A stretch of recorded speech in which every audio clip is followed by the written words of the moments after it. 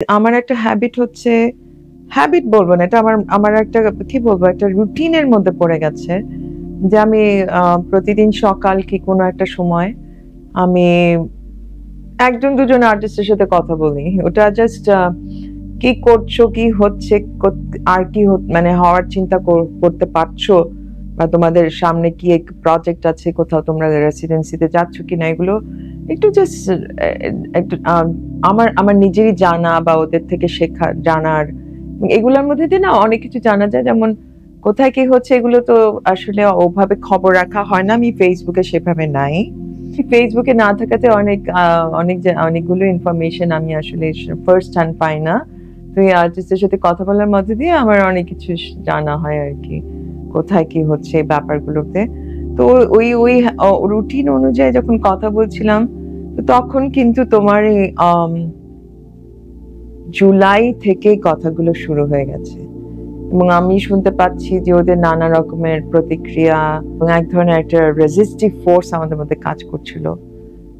তো সবার মধ্যে যখন দেখছি একটা একটা একটা জায়গায় আমরা ইউনানিমিটির জায়গায় পৌঁছাচ্ছি, অ্যাজ এ নেশন আমরা একটা কনসেনসাসের জায়গায় যাচ্ছি, যখন মনে হচ্ছে এটা চেঞ্জ হওয়া দরকার, একটা পজিটিভ একটা টার্ন দরকার, যেটা একটা আমরা হ্যাঁ ওরকম ওই ওই ওই ওই ভাবনা চিন্তাগুলো সবার সাথে তখন না, কেউ আর আর্ট নিয়ে আলোচনা করছে না ওরকম স্পেসিফিক্যালি, যদি আমরা যে অর্থে বলি যে আমরা অন্য সময়গুলোতে যেটা করে থাকি, তখন কথাগুলো এটাই হচ্ছিল যে আমাদের পার্সোনাল এক্সপিরিয়েন্স, আমাদের পাবলিক লাইফে আমরা যা দেখছি সবকিছু এক হয়ে যাচ্ছিল। মানে আসলে সবসময় বলা হয় যে পার্সোনালিজম পলিটিক্যাল, কিন্তু ওই সময়টা মনে হচ্ছে কোনো কিছু, ওই বিভেদটা একেবারেই মিটে গেছে। আমি নিজেও একটা, অবশ্যই আমি ওরকম ভাবে নিজেকে পলিটিক্যাল বলতে পারবো না, কিন্তু আমার তো নির্দিষ্ট একটা, আমার নিশ্চয়ই কোথাও না কোথাও একটা পজিশন আছে, একটা পলিটিক্যাল পজিশন আছে। তো আমরা ওগুলো নিয়েই বেশিরভাগ সময় আলোচনা করছিলাম। অসম্ভব একটা দ্বন্দ্বে ভুগছিলাম, অসম্ভব একটা কষ্ট লাগছে, মানে কষ্টর মধ্যে দিয়ে যাচ্ছিলাম, এবং যেটাকে সবাই আমরা কালেকটিভলি এখন ট্রমা বলি, বা যেটা আসলে ট্রমা, ওটা ওটা তো মানে আমি যেরকম একা আমার একটা পার্সোনাল জায়গা থেকে ফিল করছি, ওটা আমি বুঝতে পারছি যে ওটা একটা কালেকটিভ ট্রমার একটা অংশ। মানে আমি কারো থেকে আলাদা না এখন একজন ইন্ডিভিজুয়াল হিসেবে, এবং এই যে কালেকটিভের একটা অংশ হয়ে দাঁড়ানো একটা পর্যায়ে গিয়ে, যদিও আমরা একটা ইন্ডিভিজুয়াল স্ফিয়ারে থাকি, আমি নিজে থাকি, আমি খুবই একটা ইন্ট্রোভার্টেড মানুষ, আমি খুব প্রাইভেসি পছন্দ করি, আমি খুব বাইরে বেরোতে চাই না, খুব নেহায়েত কোনো এক্সিবিশনে কাজ না পড়লে আমি কোথাও তেমন ভাবে যাই না, আমি সোশ্যাল কোনো অকেশনেও আমি যেতে পছন্দ করি না। তো ওই সময়টা মনে হচ্ছিল যে আমারও মনে হচ্ছিল আমি বাইরে যাব, যে আন্দোলনটা হচ্ছে বা যে সময়টাকে মধ্যে দিয়ে পার করছি, ওই সময়টাকে আমাকে অনুভব করতে হলে আমি ঘরে থাকতে পারবো না। তো ওই যে একটা আবেগ, ওই যে একটা অনুভূতি, ওই যে একটা আমার ভেতরেও একটা আন্দোলন চলছে যে আমাকে যেন নতুন করে আবার ভেঙে আরেকভাবে দেখতে হবে। তো এটা আমার মনে হচ্ছে পুরো জাতির উপর দিয়ে এটা যাচ্ছিল। তো ওই সময়গুলোতে আমরা কথা বলছি, এর মধ্যে শুনতে পাচ্ছি যে বেশ কিছুজন আর্টিস্ট প্রোটেস্টে গেছে, তারা কেউ হয়তো পারফরমেন্স করেছে, কেউ হয়তো ব্যানার এঁকেছে, বা কোনো না কোনো ভাবে দেয়াল চিত্র করে, মানে কিছু না কিছুর সাথে ওরা মানে তাদের আর্টিস্টিকলি ইনভলভড হয়েছে। ওদের সাথে কথা বলার পর ওদের ফার্স্ট হ্যান্ড যে টেস্টিমোনিয়াল গুলো, মানে ফার্স্ট হ্যান্ড যে টেস্টিমোনি গুলো পাচ্ছিলাম, ওটা আসলে আরো যেন মনে হচ্ছিল যে এটা তো আমার কাছের মানুষের কাছ থেকে শোনা, এবং ওটাতে আমি আরো যেন ভুগতে শুরু করলাম, এবং ওরাও যে ভুগছিল এটা প্রচন্ড ভাবে বোঝা যাচ্ছিল। তো আমাদের তখন একজন আরেকজনের সাথে কথাবার্তা বলাটার মানে এক ধরনের যেন থেরাপিউটিক একটা জায়গায় চলে যাচ্ছিল, যে আমরা কথা বলার মধ্যে দিয়ে একজন আরেকজনের কাছে সোলেস খুঁজছি, মানে ওই যে যন্ত্রণা, ওই যে বিভৎসতা, ওই যে ব্রুটালিটিটা, যে ক্রুয়েলটিটা আমরা একেবারে ফার্স্ট হ্যান্ড দেখছি, বা দেখছি না কি অনুভব করছি যে ওটা হচ্ছে, সেটা থেকে আমরা একটা কমফোর্টেড, মানে আমরা আরেকজনের কাছে এটা বলে এক ধরনের, ওটাকে কনফ্রন্টই শুধু করছি না, ওটা থেকে এক ধরনের মুক্তিও চাচ্ছি, একটা রিলিজের জায়গা, একটা সোলাসের জায়গা খুঁজছি। এইভাবে করতে করতে তখন মনে হলো যে আস্তে আস্তে মোমেন্টাম পিকে গেল, অসংখ্য মৃত্যুর খবর পাচ্ছি, অসংখ্য বিভৎসতা, যেটা আমি বারবার বলছি, আমি এটা, এই ওয়ার্ডটা আমার ছাড়া আর কোনো ওয়ার্ড মাথায় আসছে না, যেটা আমাদেরকে দেখতে হলো, শুনতে হলো, মোস্টলি শুনতেই হলো, কারণ সোশ্যাল মিডিয়া গুলোতে তখন মানে কিছুতেই পারছিলাম না নিজেকে এগুলো থেকে সরিয়ে রাখতে। সারাক্ষণই মনে হচ্ছে আমি যদি না দেখি আমি জানবো না, এবং আমাকে জানতে হবে, আমাকে যতটাই খারাপ লাগুক, যতটাই আমাকে এটা খুব খুব খুব, আমি কিন্তু একসময় এক ধরনের ডিপ্রেশনের দিকে চলে যাচ্ছিলাম। আমার মনে হচ্ছে যে কোনো সময় আমার মেন্টাল ব্রেকডাউন হতে পারে, কারণ এতটা চাপ প্লাস স্নায়ু চাপ অনুভব করছিলাম প্রত্যেকের মতো, যে ওটা একেবারে ব্রেকিং পয়েন্ট, একটা টিপিং পয়েন্টে চলে যাচ্ছিল। কিন্তু তবু আমি জানার যে একটা ইচ্ছা, যে না, আমাকে আমাকে জানতেই হবে, আমি আমাকে এটাকে অ্যাভয়েড করার কোনো উপায় নেই। ওই সময়গুলোতে আমরা বলে যাচ্ছি কি করা যায়, এর পরে কি করা যায়, কি করা যায়। তা আমি আমার পক্ষতে, আমি আর্টিস্টের তরফ, মানে ওদের কথা আমি বলতে চাচ্ছি না, মানে ওদের ভার্সনটা ওরা নিশ্চয়ই বলেছে, তা আমার পক্ষ থেকে আমি এটাই বলবো, আমি একটা কাজই করতে জানি, আমি লিখতে জানি। এবং কিছুদিন হলো, বেশ 2 বছর যদি বলো, শেষ কয়েক, এই তো গত 2 বছর আমি কিছু কিউরেশনের কাজ করেছি, সেটা তুমিও দেখেছো, দর্শকরা দেখেছে, জানি না আমি ওটা কোন পর্যায়ে গেছে আমি জানি না, তবে আমার একটু স্বল্পকালীন হলেও একটা অভিজ্ঞতা হয়েছে, এবং ওটার ভিত্তিতে আমি করছিলাম যে হয় কিছু লিখবো, নতুবা একটা এক্সিবিশন, আমাকে মানে একটা কিছু করতে হবে আমাকে। তো লেখাটা আসছিল না, এতটাই লেখাটা সত্যি এখনো আসে না ওভাবে করে, খুব কষ্ট করে আমার লেখা, খুব সবসময় আমার লেখা লিখতে গেলে একটা স্ট্রাগলের মধ্যে দিয়ে যেতে হয়। এবং ওই সময়টার যে আর্জেন্সিটা আমি ফিল করেছিলাম, কারণ এমন একটা পিভটাল একটা মোমেন্টে, হিস্ট্রির একটা পিভটাল মোমেন্টের মধ্যে দিয়ে যাচ্ছি, এমন একটা মোমেন্টাস কিছু ইভেন্টস হয়ে যাচ্ছে, ওটার যে ইমিডিয়েসিটা, ওটা যদি আমি ধরতে না পারি, তাহলে মনে হচ্ছিল যেন ওটাই আমাকে মানে একটা তাড়নার হয়ে দাঁড়িয়েছিল, যে না, এই ইমিডিয়েসিটাকে আমার অ্যাড্রেস করতে হবে, এটাকে আমার এটার প্রতি আমার একটা রেসপন্স থাকা দরকার এই মুহূর্তে, এবং এটাকে আমি কনফ্রন্ট করতে চাই, এনকাউন্টার করতে চাই। একটা পট পরিবর্তন হলো, কেউ স্থির হতে পারেনি, অস্থিরতার কাজ করছে সবার মধ্যে, সবাই বলছে যে আমরা একটা ট্রমার মধ্যে দিয়ে যাচ্ছি, এবং এই ট্রমাটাকে কিভাবে আমরা, এই ট্রমা থেকে বেরোবারও যে খুব সহজ কোনো পদ্ধতি কারো জানা ছিল সেটাও না। এবং সবখানে আমরা জানি যে তখন আমাদের যেটা বলো, যে আসলে জাতিগতভাবে বা একটা জাতি হিসাবে, একটা স্টেট হিসাবে আমাদের সর্বক্ষেত্রে, প্রত্যেকটা স্ফিয়ারে বা জায়গাতেই তখন একটাই কোয়েশ্চেন, যে এর পরে আমরা কোনো সুনির্দিষ্ট, সুপরিকল্পিত, সংগঠিত ভাবে একটা কোনো লক্ষ্যের দিকে যেতে পারি নাকি, যেটা কিনা আমাদের এই যে সিস্টেমিক যে স্ট্রাকচারাল ভায়োলেন্সটা, যেটা আমাদেরকে জেনারেশনালি, হিস্টোরিক্যালি বারে বারে যেটা আমাদেরকে এনকাউন্টার করতে হচ্ছে, বা যেটা আমাদের এই শরীরে, মনস্তত্ত্বে এবং আমাদের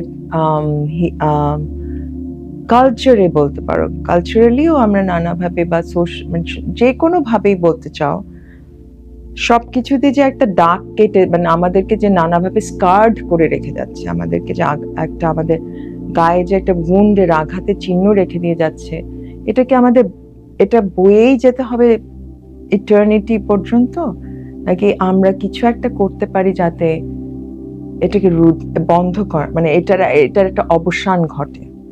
তো এইসব ভাবনা থেকে আসলে আমরা তখন না কখন একটা এক্সিবিশন করবোটা ওটা মাথায় আসেনি। আমাদের মনে হচ্ছে আমরা কিছু কাজ করব, আমরা চাই সেই কাজগুলোর মধ্যে আমাদের কিছু, অবশ্যই আর্টিস্টরা যখন এঙ্গেজড হবে ওদের কিছু ক্রিয়েটিভ এক্সপ্রেশনস ওই কাজের মধ্যে ওই ওই ওই ওই ওই জায়গাটায় প্রকাশ পাবে, এবং আমরা একটা ক্রিটিক্যাল এঙ্গেজমেন্টের জায়গা যাতে থাকে সেটাও আমাদের খুব ওটা ওটা ওটা সবচেয়ে বেশি জরুরি মনে হয়েছিল ওই মুহূর্তে। এবং এই জিনিসটা যে এই এক্সিবিশনটা যে বেশ ইভোকেটিভ হবে এটাও জানতাম, যদি আলটিমেটলি এক্সিবিশনটা হয়ে দাঁড়ায়, কারণ তখনও নিশ্চিত না কি হতে যাচ্ছে।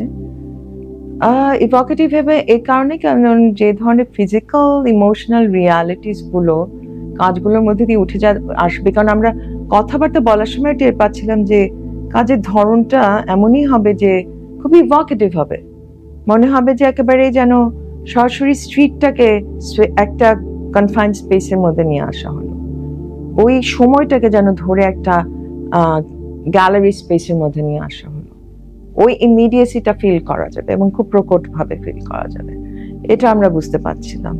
আবার তখন কিন্তু আমরা ভেবেছি যে এটাই আমরা যখন আমরা এড়াতে পারবো না, এটাই না হয় হোক।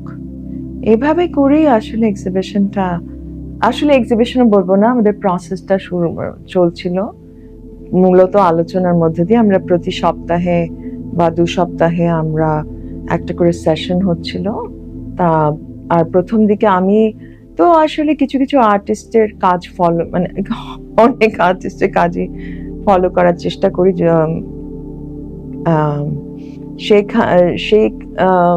ওভাবেই প্রথমে 3-4 জনের কথা খুব মাথায় আসলো, যাদের কাজের মধ্যে তুমি অনেক বছর ধরেই দেখা যাচ্ছে ধারাবাহিক ভাবে ওদের কাজে একটা সোশ্যাল কি একটা পলিটিক্যাল আন্ডারপিনিং থাকে।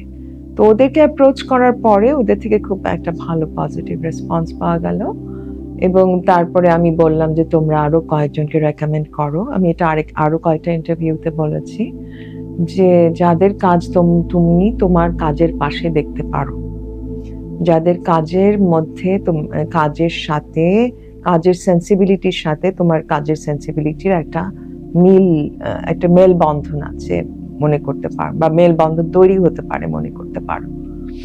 অনেকগুলো পোর্টফোলিও দেখা হলো, এবং আমরা আমরা কয়েকজন ফটোগ্রাফারকেও ইনভাইট করেছিলাম যে আমাদের সাথে টু গেট অন বোর্ড।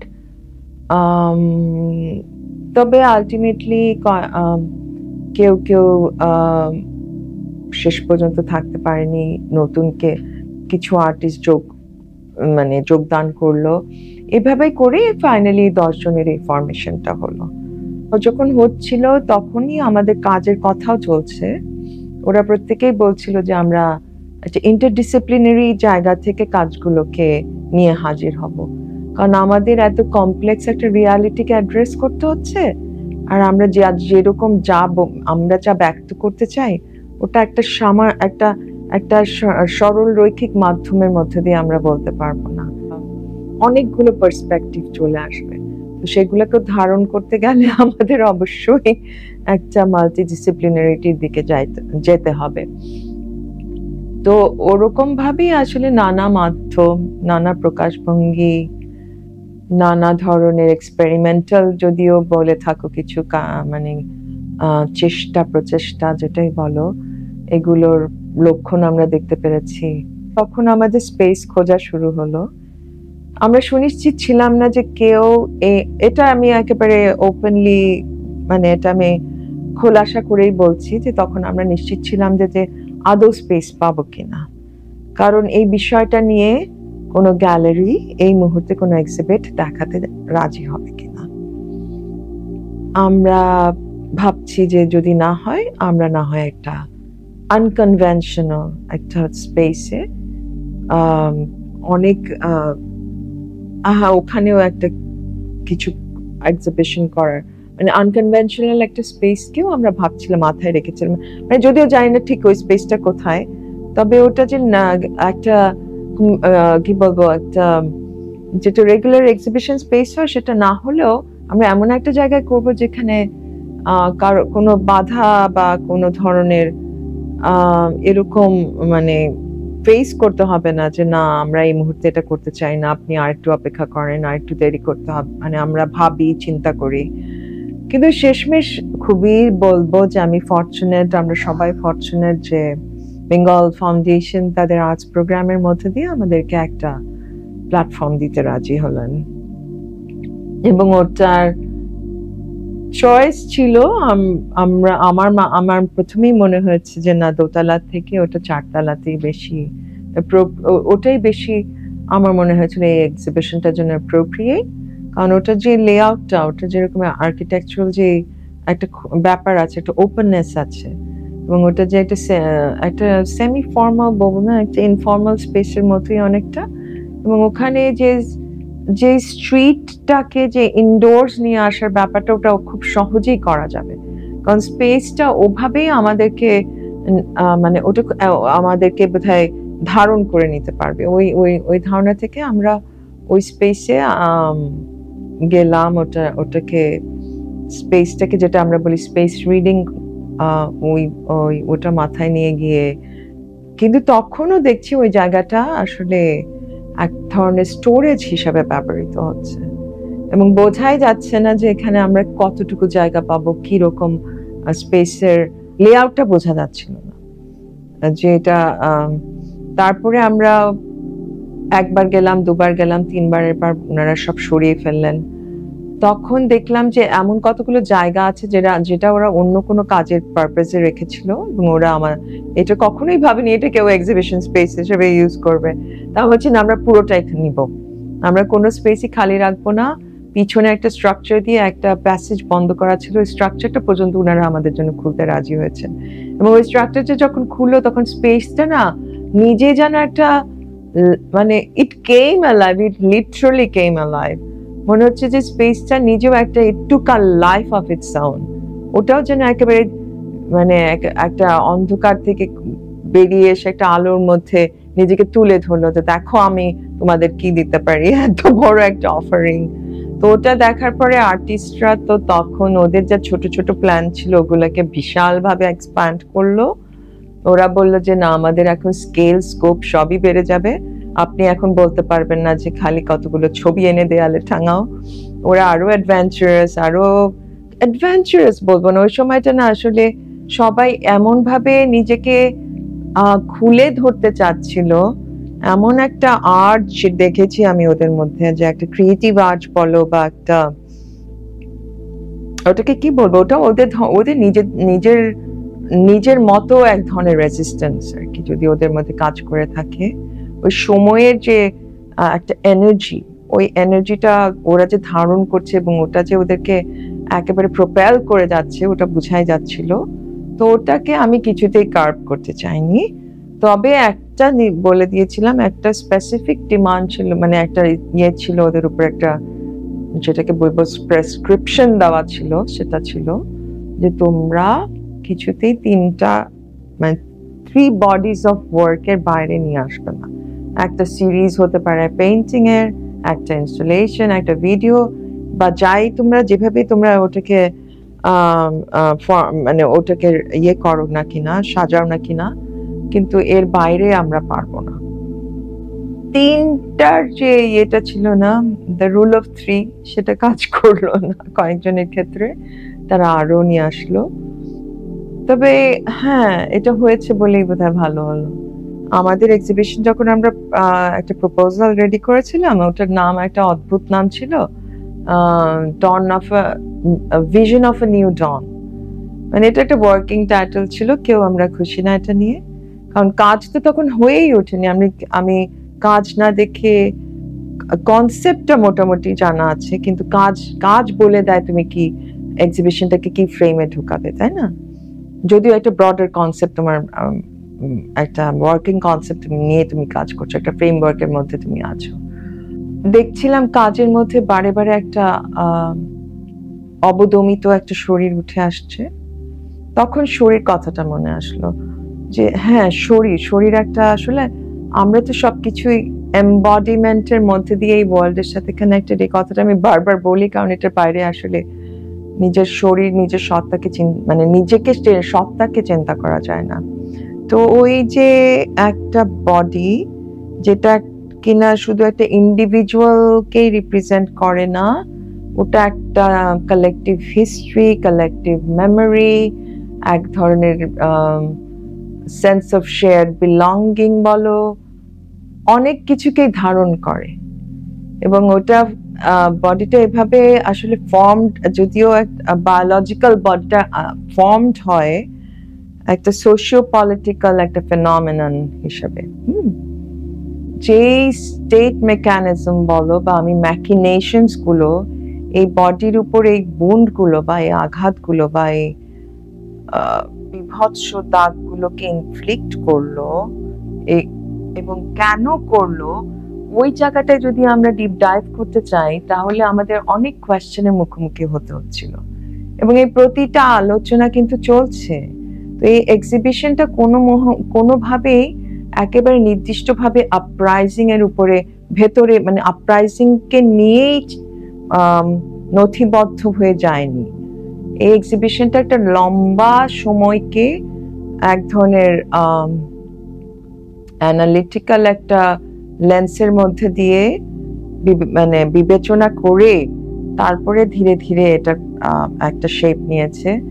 কারণ আমাদের তো, আমি যেটা বারবার বলছি, একটা শেয়ার্ড হিস্ট্রি আছে এবং আমাদের যে একটা এন্ট্রান্স সিস্টেমিক ভায়োলেন্স যেটা আমরা বলে থাকি, ওটা তো আসলে একটা হিস্টোরিক্যাল রিয়ালিটির একটা কন্টিনিউইটি।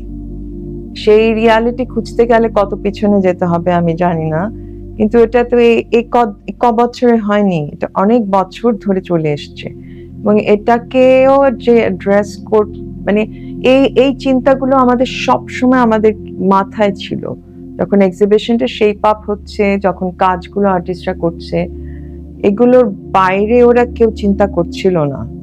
মানে এগুলা মাথায় রেখে ওরা নতুন ভাবে ভাবার, ওটাকে একটা মানে আমাদের যে পার্সোনাল ন্যারেটিভ গুলো যে এক পর্যায়ে ন্যাশনাল ন্যারেটিভকে এনকাউন্টার করবে, কি কনফ্রন্ট করবে, কি কোয়েশ্চেন করবে, ইন্টারোগেট করবে, ওই জায়গাগুলোতে যাওয়ার ব্যাপারটা মাথায় নিয়েই কাজগুলো তৈরি হচ্ছে, চিন্তাগুলো চলছে, নানা ধরনের কনফ্লিক্টিং সব ভাবনা চিন্তা আমাদেরকে নানাভাবে নানা দিকে নিয়ে যাচ্ছে। আবার ওখান থেকে আমরা সবাই এক জায়গায় আসার চেষ্টা করছি, যেটা এখন আসলে এই মুহূর্তে আমাদের সোশিও পলিটিক্যাল ল্যান্ডস্কেপেরই একটা রিফ্লেকশন, যেটা ছোট্টভাবে আমাদের ওই এক্সিবিশন স্পেসে ঘটে গেছে।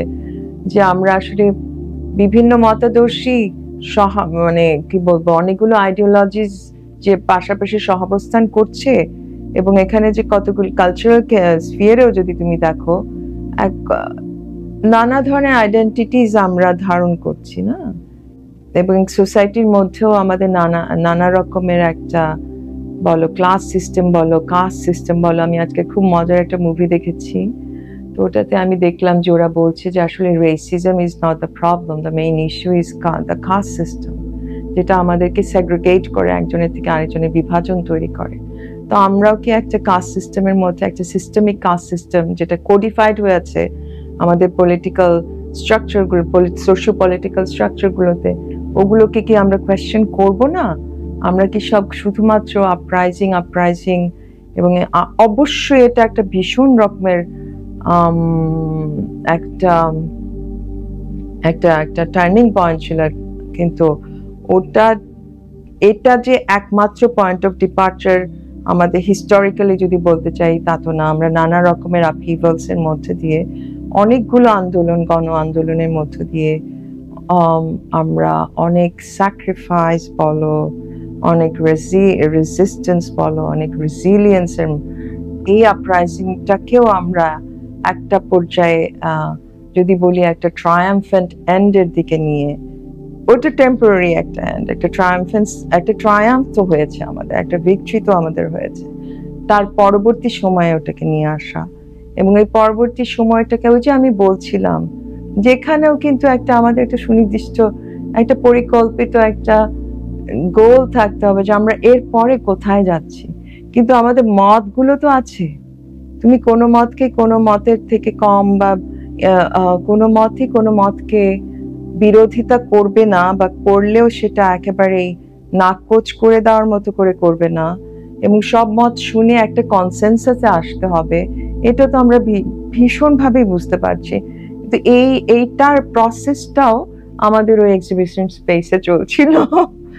এখন তুমি যদি আমাকে জিজ্ঞেস করছিলেন একটা কোয়েশ্চেন, যে আপনি এতগুলো এক্সিবিশন করার পরে এইটাতে এসে আপনার অনুভূতি বা অভিজ্ঞতাটা কি পর্যায়ে গেছে, তা আমি এখন বুঝতে পারছি না। এটা না একটা ইন্টিমেট জায়গায় থাকে না, আমরা যেটাকে বলি না একটা এক্সিবিশন স্পেস, এই তো কলা কেন্দ্রের এই কয়টা রুম, এই তো বেঙ্গলের এই একটা মানে স্পেস, বা আমি আর কোথাও এখন পর্যন্ত কাজ করিনি তাই বলতে পারছি না। এইটুকু জোনের ভেতরে না আসলে আটকে থাকে না।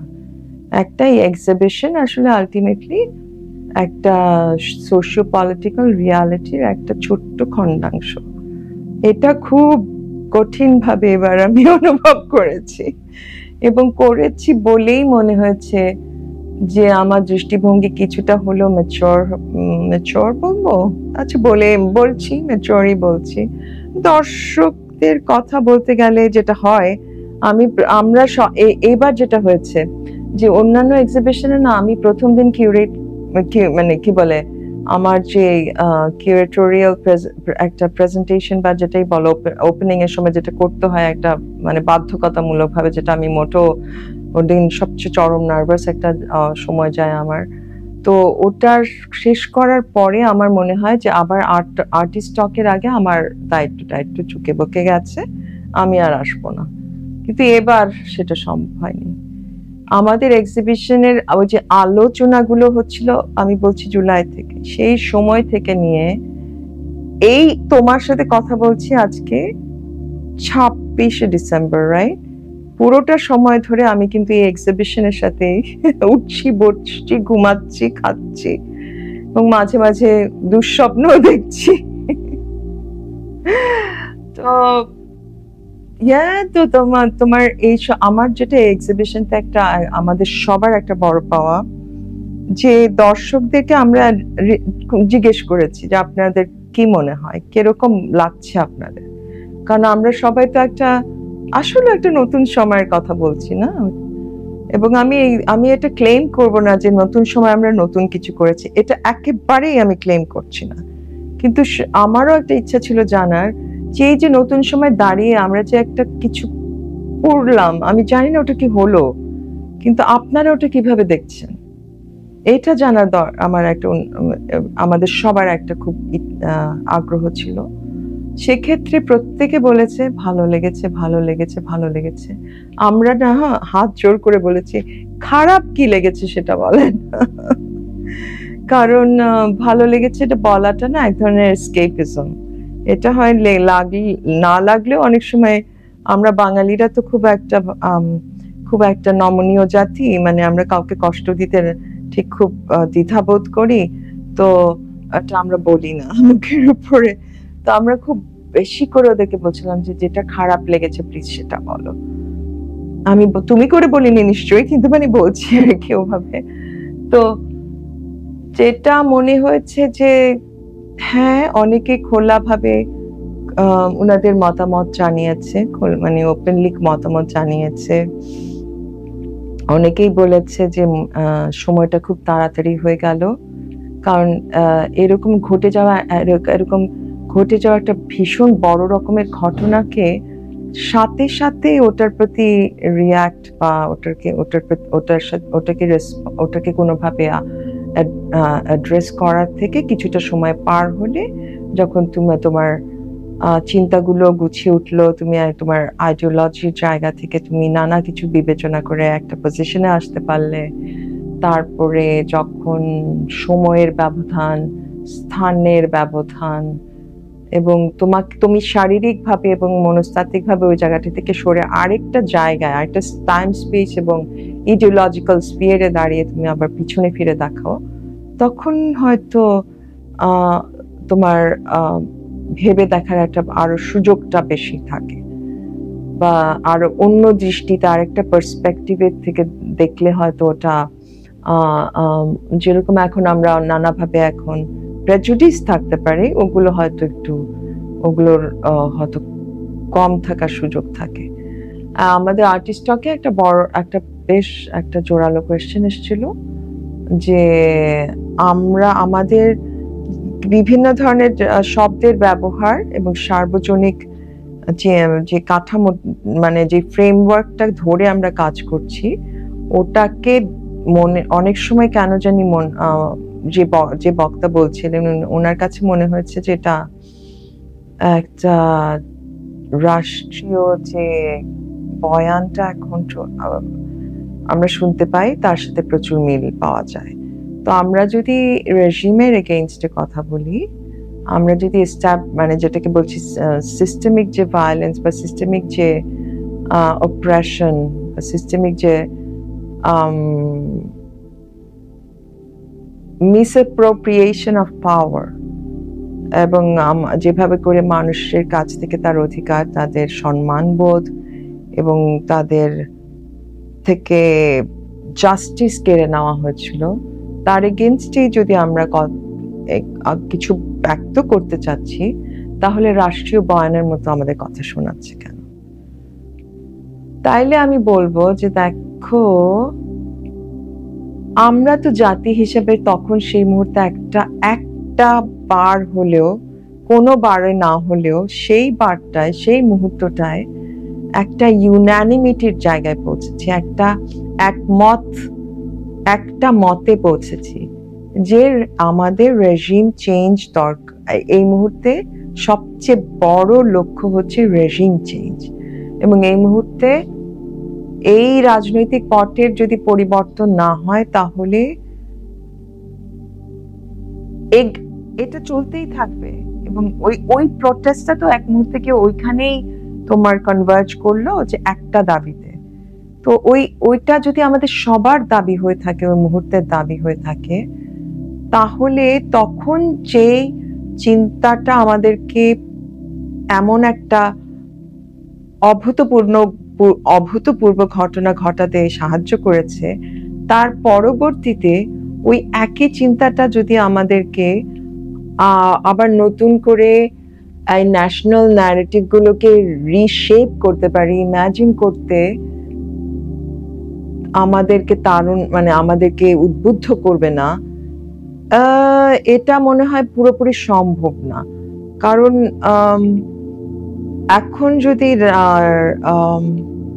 রাষ্ট্রের বয়ান, আমি জানি না রাষ্ট্রটাকে এখন আমরা কোন ফরমেশনে দেখছি, কারণ এখনো সুস্পষ্টভাবে রাষ্ট্র সেভাবে সামনে এসে দাঁড়ায়নি, কিন্তু যে বয়ানগুলো আমরা শুনছি, ওই আপরাইজিং এর বয়ান থেকেই তো এই বয়ানগুলো কি বলবো ইমার্জ করেছে না?